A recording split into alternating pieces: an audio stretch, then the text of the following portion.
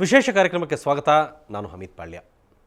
ನಾಳೆ ಮಾಡುವುದನ್ನು ಇಂದೇ ಮಾಡುತ್ತೇನೆ ಅನ್ನೋ ಹಂಬಲ, ಇಂದು ಮಾಡುವುದು ಈಗಲೇ ಆಗಬೇಕು ಅನ್ನೋ ಹಠ, ದೂರದ ಯಾವುದೋ ಕನಸು, ಎಲ್ಲೋ ಯಾರೋ ಕರೆಯುತ್ತಿದ್ದಾರೆ ಎಂಬ ಅವಸರ, ಎಲ್ಲವೂ ಇಷ್ಟೇ ಅನ್ನೋ ವೈರಾಗ್ಯ, ಎಲ್ಲವನ್ನೂ ಗೆಲ್ಲಬೇಕು ಅನ್ನೋ ಮಹತ್ವಾಕಾಂಕ್ಷೆ, ಇರುವುದು ಒಂದೇ ಜನ್ಮ, ಇದರಲ್ಲೇ ಎಲ್ಲ ಮಾಡಿ ಮುಗಿಸ್ಬೇಕು ಅನ್ನೋ ಅತೀವ ಆಸೆ, ಇದೆಲ್ಲದರ ಒಟ್ಟು ಮೊತ್ತದ ಹೆಸರು ಶಂಕರ್ ನಾಗ್.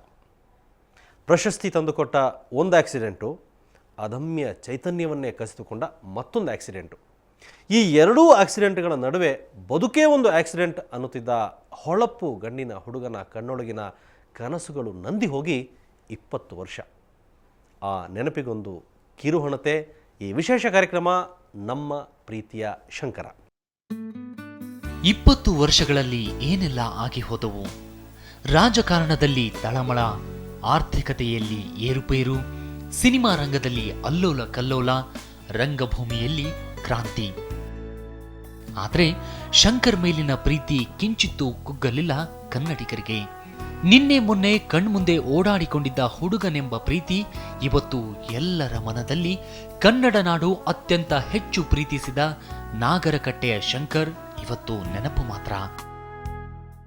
ಶಂಕರ್ ನಾಗ್ ಅವರು ನಮ್ಮನ್ನು ಅಗಲಿ ಇವತ್ತಿಗೆ 20 ವರ್ಷಗಳಾಯಿತು. ಶಂಕರ್ ನಾಗ್ ಅವ್ರ ಬಗ್ಗೆ ಹೇಳಬೇಕು ಅಂತಂದರೆ, ಅವರು ಒಬ್ಬ ಅದ್ಭುತವಾದ ವ್ಯಕ್ತಿ, ತುಂಬ ಎನರ್ಜೆಟಿಕ್ ಆಗಿ, ಪಾದರಸ ಅಂತ ಹೇಳ್ತಾರಲ್ಲ ಆ ಥರದ ವ್ಯಕ್ತಿ. ಅವ್ರ ಜೊತೆ ಕೆಲಸ ಮಾಡೋದು ಅಂತಂದರೆ ಸುತ್ತಮುತ್ತಲ ತನ್ನ ಜನಗಳನ್ನೂ ಅಷ್ಟೇ ಪಾದರಸವಾಗಿ ಇಟ್ಟಿರ್ತಿದ್ರು. ಅವರು ಯಾರೂ ಸುಮ್ಮನೆ ಕೂತ್ಕೊಳ್ಳೋ ಹಾಗೇ ಇಲ್ಲ. ಮತ್ತು ಪ್ರತಿಯೊಂದು ಕೆಲಸನೂ ಮಾಡಬೇಕಾಗ್ತಿತ್ತು. ಅಂದರೆ ಪ್ರೊಡಕ್ಷನ್ ಬಾಯ್ ಬರೀ ಪ್ರೊಡಕ್ಷನ್ ಬಾಯ್ ಆಗ್ತಿರಲಿಲ್ಲ, ಅಥವಾ ಕಾಸ್ಟ್ಯೂಮ್ ಡಿಸೈನರ್ ಬರೀ ಕಾಸ್ಟ್ಯೂಮ್ ಡಿಸೈನರ್ ಆಗ್ತಿರಲಿಲ್ಲ, ಅಸಿಸ್ಟೆಂಟ್ ಡೈರೆಕ್ಟರ್ ಅಷ್ಟೇ, ಪ್ರತಿಯೊಂದು ಕೆಲಸನೂ ಮಾಡಬೇಕಾಗಿರ್ತಿತ್ತು. ಅವರ ಆಸೆ ಆಕಾಂಕ್ಷೆಗಳು ತುಂಬ ಇದ್ವು.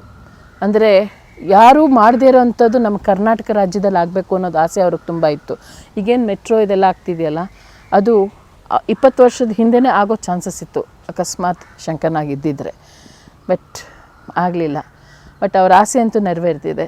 ಇನ್ನೊಂದು ರಂಗಶಂಕರ, ಅದನ್ನು ಅವರ ಮಿಸ್ಸಸ್ ಪತ್ನಿಯಾದ ಅರುಂಧತಿ ನಾಗ್ ಅವರು ನೆರವೇರಿಸಿದ್ದಾರೆ. ಅದು ತುಂಬ ಚೆನ್ನಾಗಿ ನಡೀತಿದೆ. ಎಲ್ಲಿಗಾದರೂ ಹೋಗಿ, ಯಾವ ಗಲ್ಲಿಗಾದರೂ ಹೋಗಿ, ಅಲ್ಲೊಂದು ಶಂಕರ್ ನಾಗ್ ಅಭಿಮಾನಿಗಳ ಸಂಘ ಇಲ್ಲದಿದ್ರೆ ಕೇಳಿ.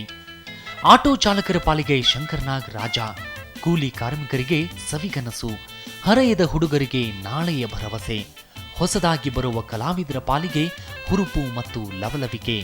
ಶಂಕರ್ ನಾಗ್ ಇದ್ದದ್ದೇ ಹಾಗೆ. ಅವ್ರಿಗೆ ನಟರು ಡೈರೆಕ್ಷನ್ ಮಾಡಬೇಕು ಅಂತ ಭಾಳ ಆಸೆ ಇತ್ತು. ಸಾಯಿ ಪರಂಜಪಿ ಅವ್ರ ಜೊತೆಗೆ ಅಸೋಸಿಯೇಟಾಗಿ ಕೆಲಸ ಮಾಡ್ತಾಯಿದ್ರು, ಅಷ್ಟಂಟಾಗಿ ಅಲ್ಲಿ ಕೆಲಸ ಮಾಡಿ ಡೈರೆಕ್ಷನ್ ಕಲಿತಾಯಿದ್ರು. ಗಿರೀಶ್ ಕಾರ್ನಾಡ್ ಕೇಳಿದ್ರಂತೆ, ಬಂದು ನನಗೊಬ್ಬ ನಟ ಬೇಕು, ನೀನು ಪಾಠ ಮಾಡ್ತೀಯ ಅಂತ. ಇಲ್ಲ, ನಾನು ಡೈರೆಕ್ಷನ್ ಮಾಡ್ತೀನಿ ಅಂದ್ರಂತೆ. ಆಮೇಲೆ ಗಿರೀಶ್ ಹೇಳಿದ್ರಂತೆ, ನಂಗೆ ಆ ಪಾಠಕ್ಕೆ ಸೂಕ್ತ ನೀನು ಬಂದು ಮಾಡು, ಆಮೇಲೆ ಡೈರೆಕ್ಷನ್ ಮುಂದೆ ಏನಾಗುತ್ತೆ ನೋಡೋಣ ಅಂಥೇಳಿ ಆಗ ಕರ್ಕೊಂಡು ಬಂದ ವ್ಯಕ್ತಿ ಶಂಕರ್ ನಾಗ್. ಶಂಕರ್ ನಾಗಿಗೆ ನಟ ಆಗಬೇಕು ಅನ್ನೋದು ಮುಖ್ಯವಾಗಿ ನಿರ್ದೇಶಕ ಆಗಬೇಕು ಅಂತಿತ್ತು. ಅವರು ಜಾಸ್ತಿ ಒಲವು ಇದ್ದಿದ್ದು ನಿರ್ದೇಶಕ ಅದರ ಮೇಲೇ.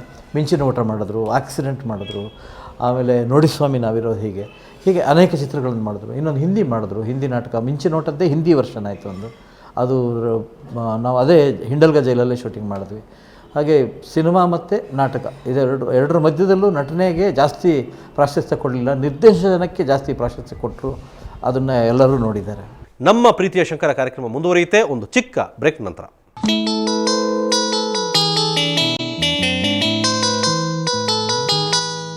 La la la la la la la la la la la la la